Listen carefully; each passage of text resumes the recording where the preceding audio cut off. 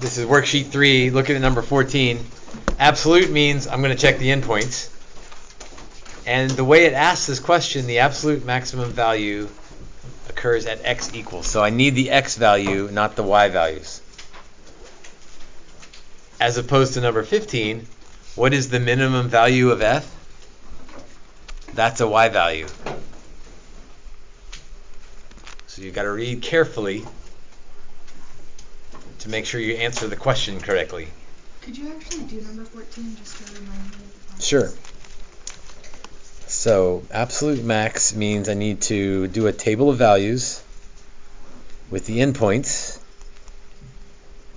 and whatever critical points I have. Because critical points might be a max or a min. So critical points are where the first derivative is 0 or undefined. 3x squared minus 6x. That's it. So I set that equal to 0. Factor out a 3x. That leaves x minus 2. So x equals 0 and x equals 2 for my critical points.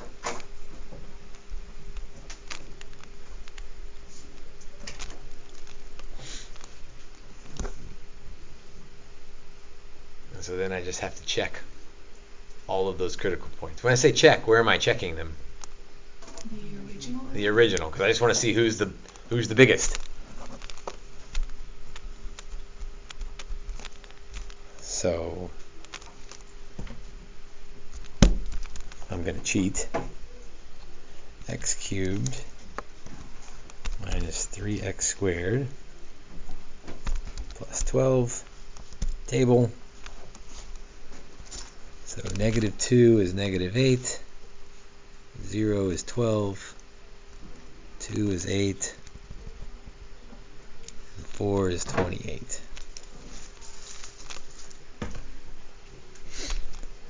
Okay, absolute maximum.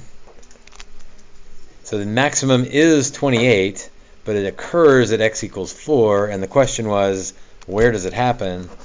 It happens at x equals 4. I'm surprised they didn't put 28 as... I'm surprised 28 is not an answer as well. Yes. Especially you could have thrown out 1. Although, if you were paying attention, there's no way you would have picked 28 if you saw x equals, because 28 is not on the interval, so it wouldn't have mattered. And by the way, if I'd have gotten some critical points that weren't on the interval, I wouldn't need to test those because they're not on the interval.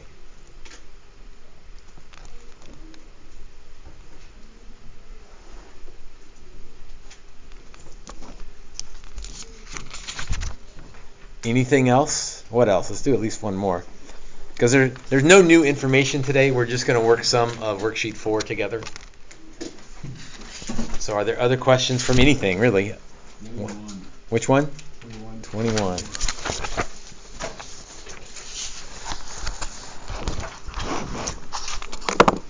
The graph of f prime. I learned my lesson doing that key to the quiz. Pay attention to what they give you. They've given us f prime, so that's the slope of f.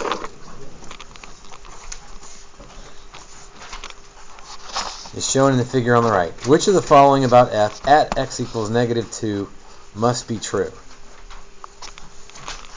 Okay, so at x equals negative 2, about all I can tell from the graph, I think, is that f prime of negative 2 is 3. So f is increasing at 3. Let's see if that has anything to do with this. Must be true. F is not continuous at x equals negative 2. That's definitely not true, because if it's not continuous, it can't have a derivative. It's got a derivative, so it's got to be continuous. So A is out. F has an absolute maximum at x equals negative 2. Well, that's trying to trick me, because F prime has an absolute maximum at x equals negative 2. But F, I don't really know yet. Although, if F is increasing at x equals, oops, I said the wrong thing here. If F is increasing at x equals negative 2, then there's not a maximum there because it's still going up. Like, in fact, wherever F prime is positive, the function is increasing all of this area. So B is out. The derivative of F does not exist at x equals negative 2. No, we just said that the derivative of F is 3, negative 2. The derivative of F prime doesn't exist because that's a sharp point, but that's not what it said. The graph of F has a point of inflection at x equals negative 2. Maybe. Come back to that one. The graph of F has a vertical tangent line at x equals negative 2. A vertical tangent line, what would that mean about F prime? It doesn't exist. It would be undefined. It doesn't exist. And that's not true because the derivative at negative 2 is 3. So E is out. So I'm pretty sure it's D. Now let's see if we can figure out why that's the case. Other than it's the only one left. Point of inflection. Point of inflection, that would be where F double prime changes signs.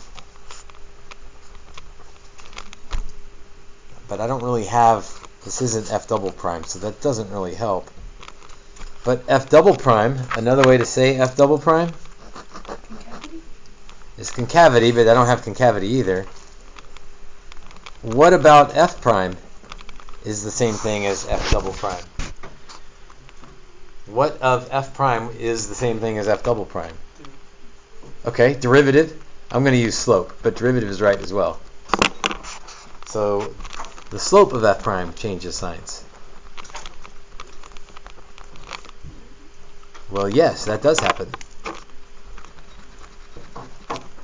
The slope of F prime changes signs at x equals negative 2. Because this is the graph of F prime. The slope goes from positive to negative. So there is a point of inflection at negative 2. We're going to get a lot better at questions like 21. There's a lot more of those kinds coming. So if that one was hard, that's okay.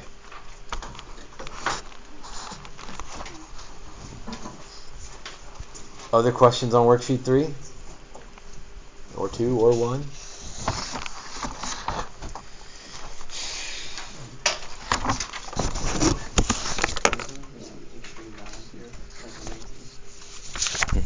On which one then? Number 18. Extreme value theorem. Which of the following functions is guaranteed by the extreme value theorem to have a maximum on 0 to 2 pi? So extreme value theorem is that there is an extreme value on the interval.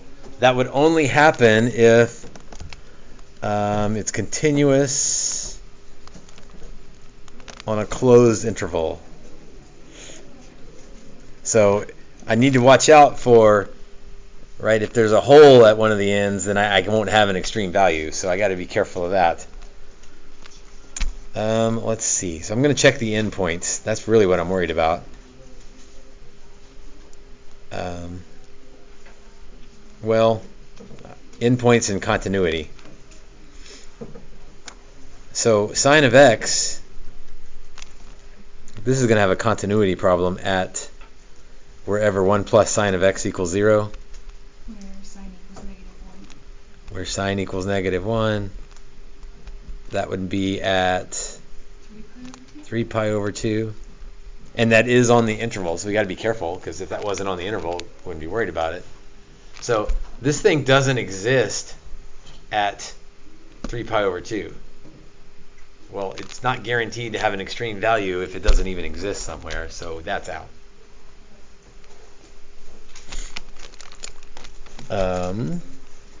B, Okay, the bottom, that's never going to be 0. Yeah. So y of 0 is 1 over pi. Y of 2 pi is, what, 1 over 4 pi squared plus pi. Weird numbers, but they exist. So I'm thinking B looks good. How about the denominator of C? Is that undefined anywhere? When x equals pi. Undefined at x equals pi, which is, again, on our interval, so I got to throw that one out. Something weird's happening. Probably a vertical tangent line. And then D, tangent of x. Tangent of x Doesn't exist when x equals doesn't exist somewhere, wherever that is. Well, when x equals 0, it gets multiplied by 0. Yeah, but that's fine. Y of 0 is 0. That's okay. Yeah. It's tangent of pi over 2 doesn't exist. So x equals pi over 2 is a problem for that guy. So I think the condition would just be if f is continuous on the closed interval, then there are extreme values that exist. You can find them. You may not be able to find them, but they exist. And so we ruled out all the others because there was discontinuities for whatever reason.